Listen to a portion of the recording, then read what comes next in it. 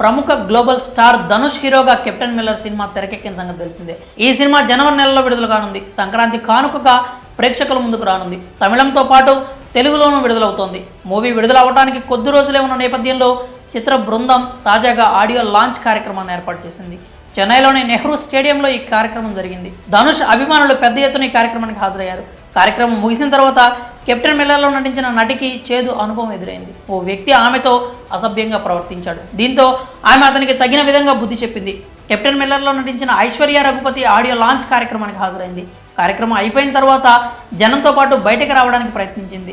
ధనుష్ అభిమానులు ఎక్కువగా ఉండడంతో వారిని దాటుకుని ముందుకు వెళ్లడం కొంచెం కష్టంగా మారింది. ఈ నేపథ్యంలో ఓ వ్యక్తి ఐశ్వర్య రఘుపతితో తప్పుగా ప్రవర్తించాడు. ఆమె వెంటనే అతన్ని గుర్తించింది.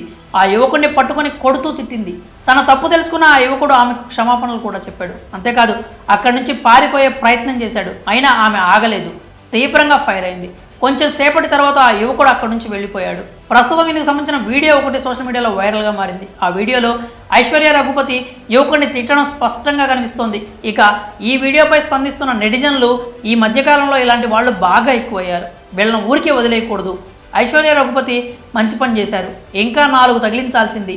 ఆడియో ఫంక్షన్లో సినిమా వాళ్లకు చేదు అనుభవాలు ఎక్కువ అవుతున్నాయి అంటూ కామెంట్స్ చేస్తున్నారు. కాగా కెప్టెన్ మిల్లర్కు అరుణ్ మాధేశ్వరన్ దర్శకత్వం వహించారు. ధనుష్ సరసన ప్రియాంక అరుల్ మోహన్ నటిస్తున్నారు. శివరాజ్ కుమార్, వినాయకన్, నివేదిత సతీష్, ఐశ్వర్య రఘుపతి, ఎడ్వర్డ్ సొన్నెన్ బ్లిక్ కీలక పాత్రలో కనిపించనున్నారు. ప్రముఖ మ్యూజిక్ డైరెక్టర్ జీవి ప్రకాష్ సంగీతం అందించారు. సెంథిల్ త్యాగరాజన్, అరుణ్ త్యాగరాజన్లు నిర్మాణ బాధ్యతలు చేపట్టారు. కెప్టెన్ మిల్లర్ ఆడియో లాంచ్ కార్యక్రమంలో తనతో తప్పుగా ప్రవర్తించిన వ్యక్తికి